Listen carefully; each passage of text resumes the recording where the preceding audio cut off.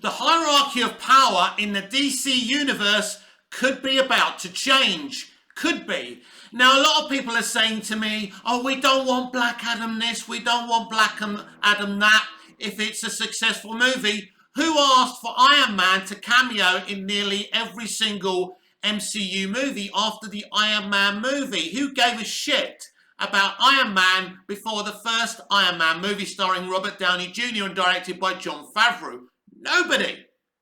But I think we could be getting an Iron Man moment here. What's very interesting about Black Adam and Hawkman is they predate the rest of the characters in the DC Extended Universe, bar Wonder Woman. And we'll get to her connection to Black Adam a little bit later on in the video, because I think it's very, very interesting, the potential here. What Black Adam does in this movie is make it absolutely clear that there was a DC Extended Universe prior to Man of Steel and Superman's arrival on Earth. This isn't a bad thing. This isn't disrespectful to the Snyderverse or anything like this. This is great world building, everyone. Because if we're going to stick with the DC Extended Universe, if we indeed have a 10-year plan that the DC Extended Universe is a part of, we want these kind of things to be a thing. Because, you know, there is a bigger world.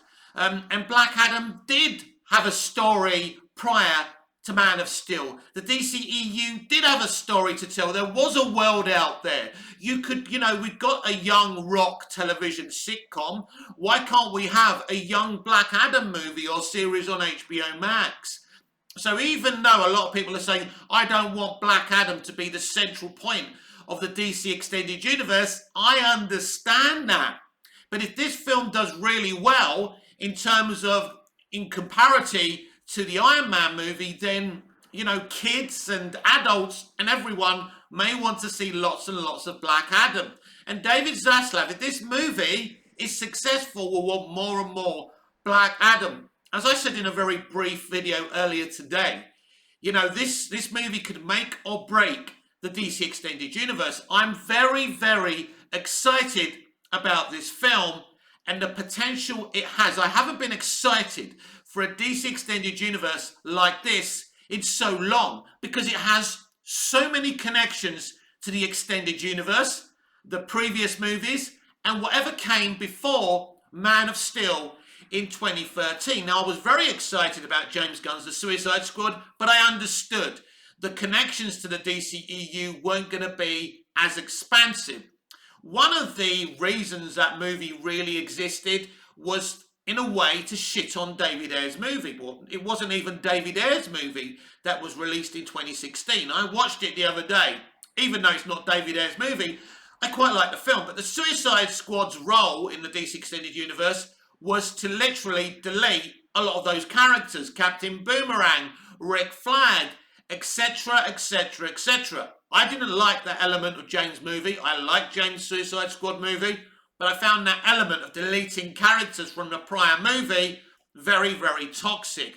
So I see Black Adam as more of a celebration of the DC Extended Universe, and having The Rock in charge of this film and his people in charge of this film is very, very exciting. So yes, Black Adam and Hawkman predate the rest of the characters apart from Wonder Woman. So what about her? Now I'm going to ask a question I don't know the answer to, everyone. Have Wonder Woman and Black Adam ever crossed paths in the DC Extended Universe? Now I think The Rock and Gal have both been asked this question, and of course they didn't answer it because they're not allowed to, and probably Gal doesn't know. Now, The Rock knows a lot of things because The Rock is involved in higher up at WB and what's going on with the future of the DC Extended Universe, because he isn't just an actor. He's someone who's in production. He's got a production company. You know, he's very, very connected, The Rock. So he's very important. And that's why I think if this movie is successful, there's no reason he can't be the DC Studios president or chief, because it would be a great thing to do, because the fans would have someone there that we trust, which is really important. Now, The Rock isn't everyone's cup of tea. Some Snyder fans are triggered by this movie. I think they understand potentially this could be a huge hit, and they're worried that this would damage their campaign to restore the Snyderverse. I don't know if that's true or not, but this movie does have a lot of potential. I saw it in the test screening, but more importantly, I've seen it in the polished trailers. This film looks really, really good. And I've seen some people trying to mock the CG in this film, and I just don't understand how you can do that. I think it's very, very good CG. This is going to be a very popular film. I just feel it in my fucking water.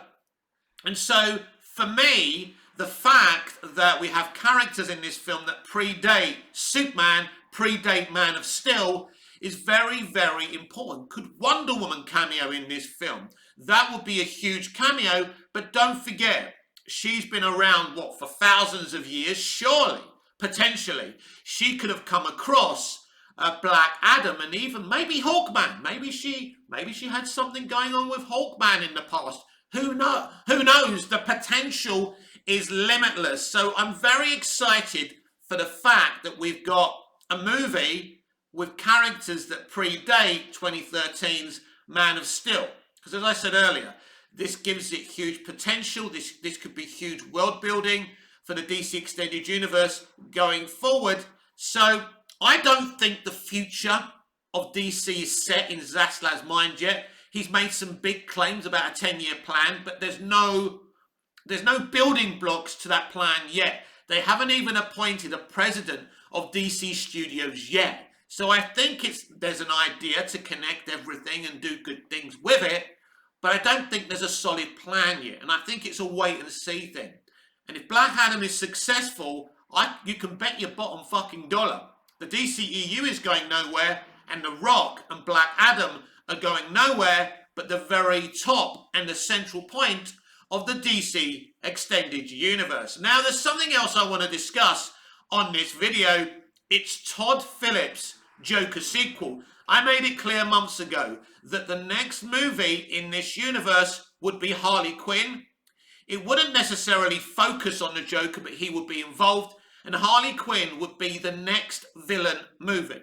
I have been found to be proven right with this situation, but what I want to talk about this film is the fact that the rumours are that this film comes from Harley Quinn's point of view, aka Lady Gaga. Now, this is very not comic book accurate, should I say, but very accurate to the inception of the character, because Harley didn't just first come about from the comics. She came from the Batman animated series. This is when we first saw Harley Quinn. And this is very Harley Quinn, where she sees everything in a haze, a bit like what James Gunn did in the Suicide Squad movie when she's shooting up a bunch of people and all these different colours pop up in front of her. That's very Harley Quinn. That was the most Harley Quinn thing, like from what Bruce Timm kind of conceived in his idea of the character. And this is very similar. So with Harley Quinn, with the Joker sequel, which I don't really think it's a Joker sequel, even though it's called Joker Folie à Deux, he's in it. I think he'll play a big part in it, of course. He's our kind of landing point to meeting the next villain, having the next villain story. But this is Harley's movie, and I believe the rumour that this is coming from her point of view. And her point of view is everything being in the perspective of a musical. And as I've said, that's very, very Harley Quinn. Now, what we're also hearing is the stuff with the Joker is the musical element, which could mean that it's just the Joker sequences that are a musical. So, could it be that Joaquin Phoenix is only in this movie in the musical elements, the musical fantasy of Harley's and the Joker's romance, and that's the only time we see him? Could that be possible? Now, you're thinking that would be disappointing. Not if this is Lady Gaga's movie. Make no mistake, Lady Gaga isn't just a singer and a dancer and an entertainer. She's a fucking good actor.